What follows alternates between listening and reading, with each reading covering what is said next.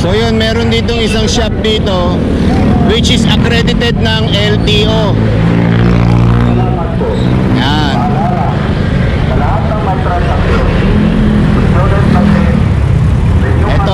Itong shop na to accredited to.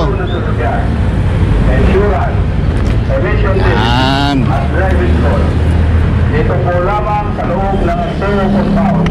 Huwag po tayo makipag-ugnayan o makipag-usap sa mga pisera. Maraming salamat. Narinig niyo yun? Paalala, sa lahat ng may transaksyon. Hi, good afternoon. Kukuha lang po sana ako ng insurance. Po? Ah, yes, mga motor. Kunin ko ba yung ano, yung copy ng ano? Sige. Ang tanga-tanga bigla lang pumasok, walang dalang papel.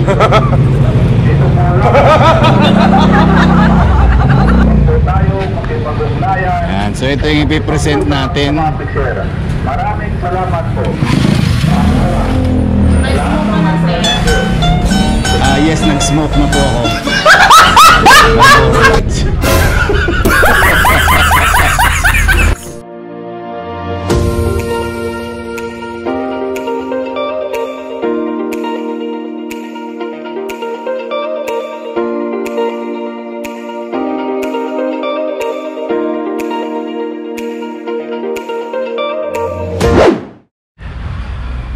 So hi guys, welcome back again to my YouTube channel again. This is Esteban the Great.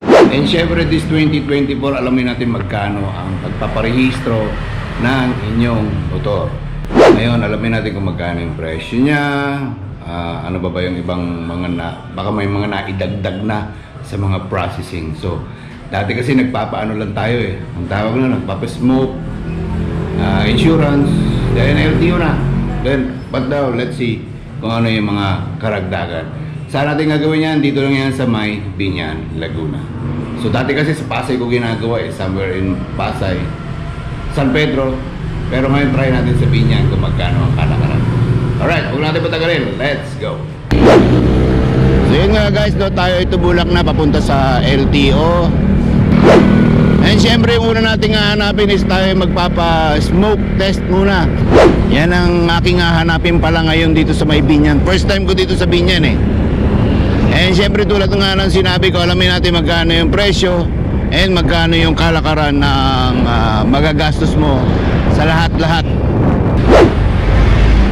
Parang masarap munang kumain sa karinderya. Yan o. Mamaya kasi maraming tao, gutumin tayo. Tingin muna tayo ng may ulam dito. Sana may pang-breakfast pa. Itlog oh.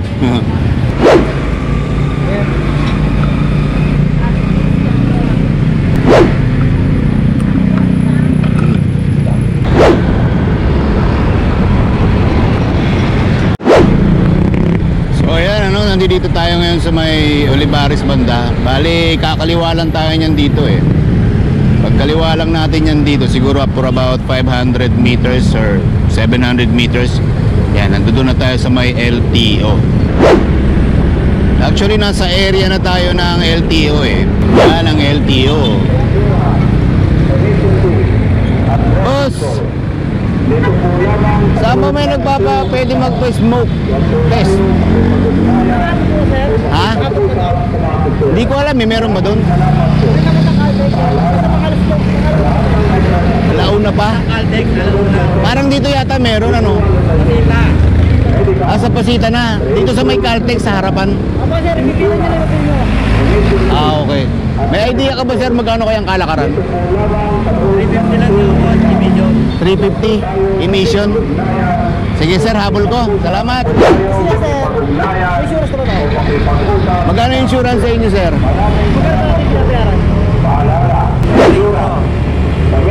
Registro updated. 1.3. Sige sir, paano ko muna? So may Caltex ano? Insurance namin 350 sir. Sige sir, pag ano, balik ako. 350 sa inyo? Sige sir. Tapos ano pa bang kakailanganin ko sir? Insurance, smoke. Tapos, Inspection, okay na po. ayun na. Sige sir, salamat. Insurance, emission fees, at driving. Maraming salamat po. Paalala. Eto, smoke test to. Pipila? Magkano ba magpa-smoke test? Ano Sir? ba? 350 ang motor. Ah, 350. Tapos sir, cut-off na kami. Alam mo na po susunod. Talaga ba? Nalate ako? Opo. Ano ba? Ano ba oras na? Hindi konti, marami din nakapila dun eh. Meron ba? Opo, ayun po. Kaya po kami na maaga nag-cut-off kasi ayusin ng IT yung computer namin. Kaya maaga kami nag-cut-off. Ayusin lang sa clear. Sayang naman. Haba. Ayun nga po, dami na po nakapila oh. Ilan na ba yan? 100 na mahigit? Hindi naman masyado, sobra-sobra sa 100. Pero, Konting, ano pa, 100. Ilan na kayo sir? Kasi kapag sa ano pa yan? may idea ka saan sa Pasita? PMPIC doon sir, yung tapat ng Mercury sir. Mercury? Opo, sa kanan, di ba shopwise po? Ah. Lampas ka pa. Ah. No, sa kanan lang po, halos tapatin po. Pero ganun din yung mga presyohan nila. Hindi. Alam ko po 500 plus. 500 doon? Tapos dito 350? So ibig sabihin talagang, One stop sila, pati yung style ko na ano kayo. hindi ba kayo nag-ano rito ng nagpa-process din ng insurance? Meron po, nakuha po sa labas. Ah, okay. Any idea magkano yung Kaya po, ang bigayan po namin. insurance yun? Opo. Ah, okay. Try nyo muna sa iba, sir. Sige, sige. Alright, thank you. Insurance dun, 350 dito, 500. Oh, okay. Takbo tayo ng Pasita.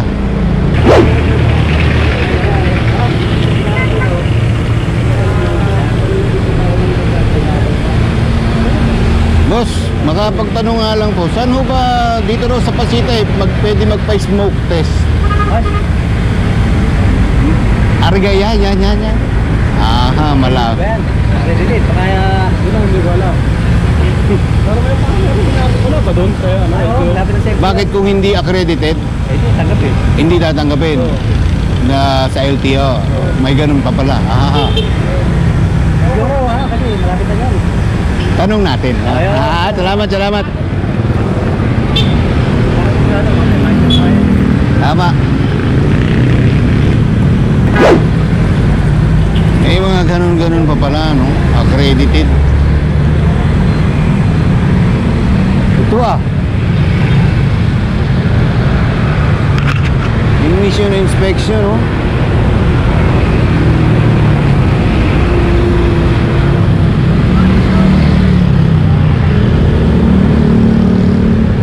Motor. Sir, tanong lang, magkano kaya emission dito? 560. Mahal. Kasi dun sa isa, inabot lang ako ng cut-off eh. Mura noon. Oo. Kailang. Pero accredited to, sir, ano? Oo, kahit saan yun. Ah, okay. Sige, sir, medyo tight budget tayo eh. Balikan natin yan, masensya na.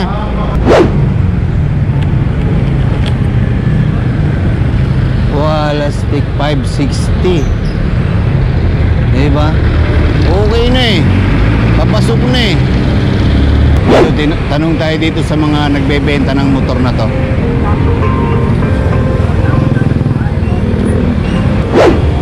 Motor, emission. Galing na ako dito eh, yung malaki. Wala na bang iba?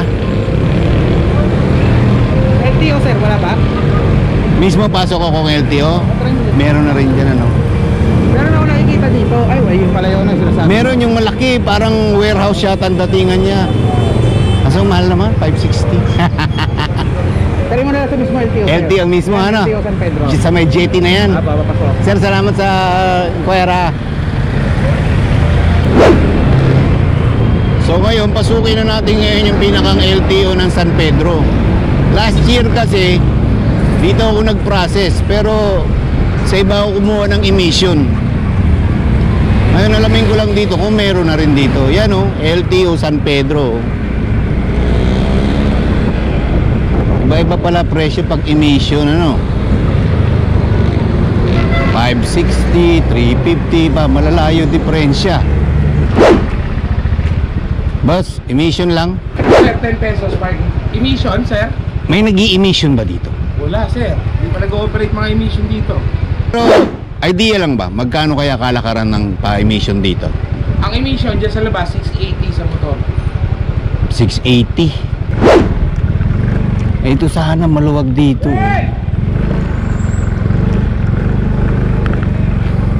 Yung alam mo yung pera mo lang 2,000 lang yata. Tapos dahil sa dala ng pangangailangan, kailangan mo talagang magparehistro. Tapos eto ngayon tayo, naghahanap tayo ngayon ng budget price. Kaya super mega canvas tayo. Ay nako, sana all ganitong ipinaparehistro. Ang gandang motor, oh. Yan daw ay humahalaga ng 350,000 galing pang Davao. Pero nagkaroon ng problema kasi hindi na daw pala rehistrado yung plaka nito. Nako, problema na naman. Okay na lang tong si Mio ko. Lost plate daw pala yung ano nito, yung issue nito, kaya hindi naprobahan sa dito. Kasi ibang kulay ng plaka. Kaya sabi ko, baka mamaya kasi. Oh. Pinunta ng ulan. Ah, okay. Ano daw ang kailangan gawin na procedure? Kaya yun nga lang, ang humingi ng authorization ng affidavit of law. Affidavit of Pero wala law. naman daw problema. Pag meron daw... Mula dun sa may-ari. Sa Davao Pirma pa. lang daw ng may-ari. Ang iniisip ko, tiga Quezon City yung may-ari nito. Saan ko agilapin yun? Yan, unti-unti na nagdadatingan yung mga nagpa-schedule by 1 o'clock. Yung iba nagsiuwi muna, siguro baka malalapit na sila sa bahay nila. Ako kasi wala eh, malayo eh. Kaya wala, tambay talaga tayo rito.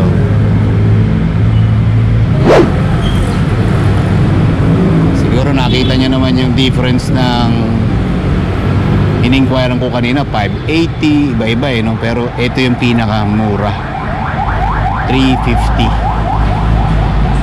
with mega hintay ka pa. Ito na si kuya, oh. Nagsama ka na ng backup, kuya, ha?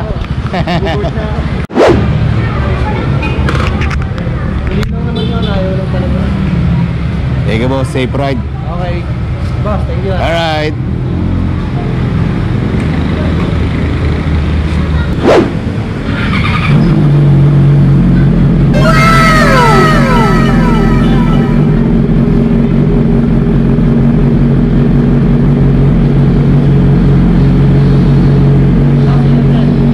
Ingat.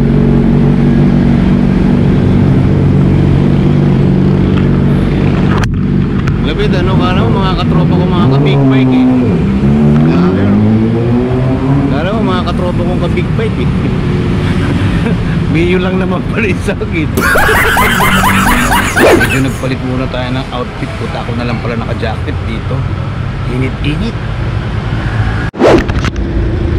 Kay hintayan po, ginutom na naman ako. Te, okay na, longganisa, sitaw, tsaka kanin. Okay. Ito na yun, te. Lagyan mo na lang ng yelo yan, kaya ako na magsasali.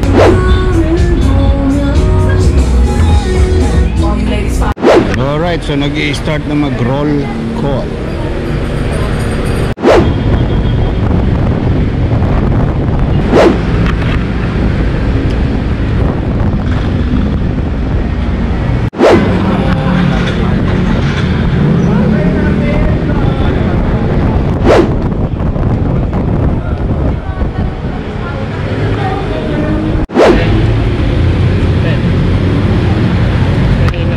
Alright.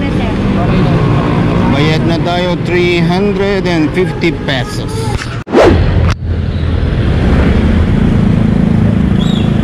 Alright, next step. Siyempre tapos na nga tayo sa smoke test. And siyempre kuha naman tayo ngayon ng insurance. So yun, initially gumastos muna tayo ng 350 pesos. Next is insurance naman. So yun, meron ditong isang shop dito which is accredited ng LTO. Salamat po. Yan. Paalala, sa lahat ng may transaksyon, insurance natin, Itong shop na to. Accredited to. insurance, emission bill, Yan. at driving code. Dito po lamang sa loob ng Sero Compound. Huwag po tayong makipag-ugnayan o makipag-usap sa mga pisera. Maraming salamat. Narinig niyo yun? Paalala, sa lahat ng may transaksyon, Hi, good afternoon. bilyungan natin. Kukuha lang po sana ako ng insurance. Po? Ah, yes, mga motor. Kunin ko ba yung yung copy ng Sige. Maraming salamat po. Paalala, sa lahat ng may transaksyon, insurance natin, renewal natin, Ang tanga bigla lang pumasok, walang dalang papel. dito po lamang sa loob ng Sero Compound. Huwag po tayo makipag-ugnayan. Yan, so ito yung ipipresent natin. Mga pisera. Maraming salamat po. Yes, nag-smoke na po ako. Marlboro Lights. Okay, marami din pala silang ina-assist. Medical for license, TDC, BDC, student permit, license renewal, transfer of ownership, and notary.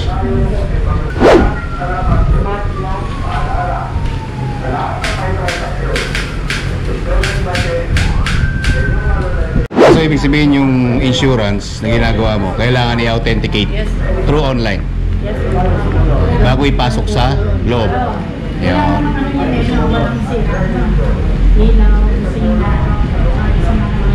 Yan, o syempre kung gusto nyo kumuha ng insurance, dito na lang kayo kumuha. Yan, accredited pa yan. Yan o, accredited. Nasaan na ba yan? May mga HPG pa nga. Diba? At lisensyado yan. Diba?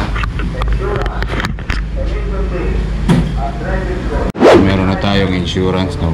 Pero pinapa-authenticate na lang. Nire-register na lang online. Ayun.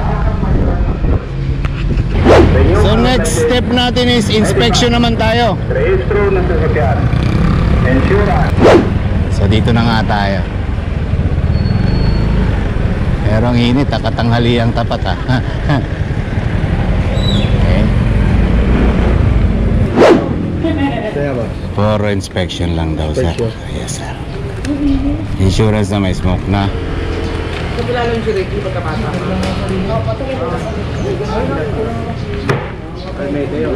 Sasakyan niya. Ito po sir. Sige, start ka. Dapat sa'yo ko na ng binenta NMAX ko eh. Sa'yo ko na ng binenta. Kahit 105 lang na yun.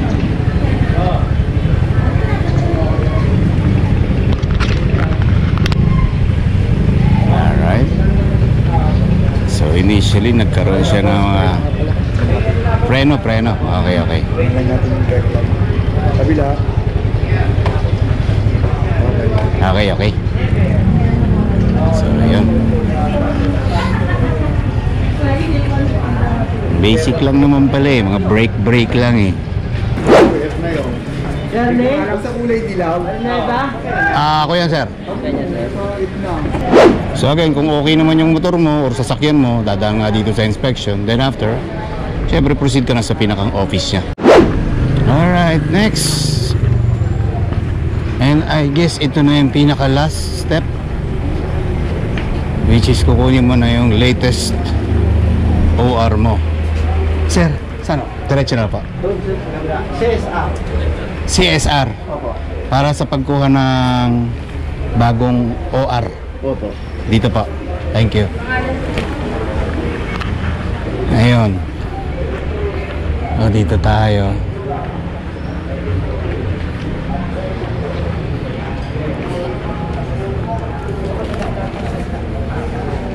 Dito. Dito. Table A. After niya, PBC number. Saan po ba yung pila, sir? Dito po. Ayan. Ah, Okay, ito. nasunod sa akin. Chori.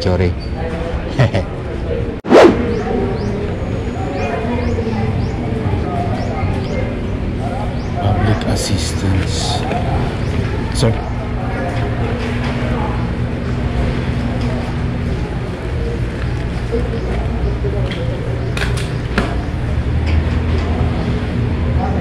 Customer service representative.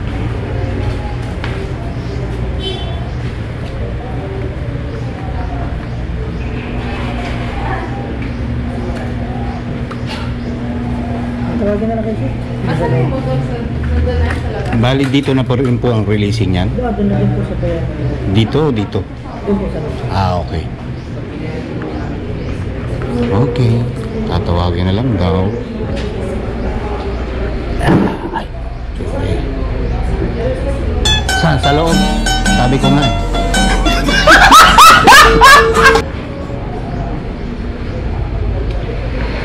Tada! Ang dami. Yun naman pala, tinatawag naman pala yung number. Tapos punta ka dun sa cashier, dun malalaman kung magkano yung babayaran mo.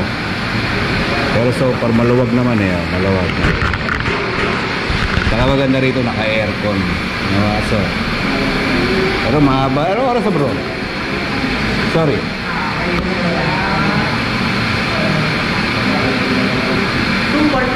Oh, 10 pa ako nandun dito. 10, 11, 12, 1, 2 4 hours 4.5 hours para lang makumpleto itong pagre-renew mo ng rehistro ng motor mo.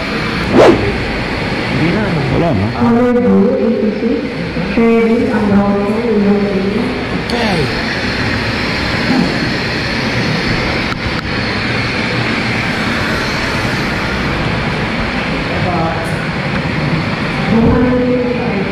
Magkano ma'am?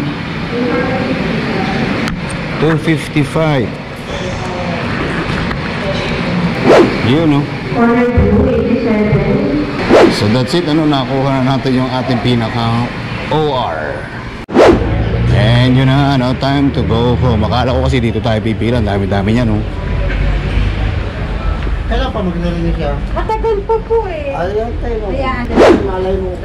10/02/24 and it will expire on 10/20/25. Yan, so 1 year siya. So yun guys, no, magkano ba naging expenses natin for today? First is nagbayad tayo ng 350 pesos para sa smoke test. And the next is nagbayad tayo ng 500 pesos para sa insurance. And 255 pesos naman para sa OR. Yan. So again, all in all, nagbayad tayo ng 1,105 pesos. Yan. Alright guys, so time to go home. Yan, nakumpleto na nga natin yung ating task for today. Ang magparehistro ng ating motor at kung magkano inabot. From smoke test, insurance, and pagkuha ng OR. Dito yan sa may LTO, Binyan, Laguna. So yun guys, ano, hindi ko na masyadong papahabain. Again, pag nandito kayo sa may Binyan, LTO, meron naman tayong mga accredited na ahensya ng LTO. Katulad niya, no? Yan tayo galing kanina. And that's it.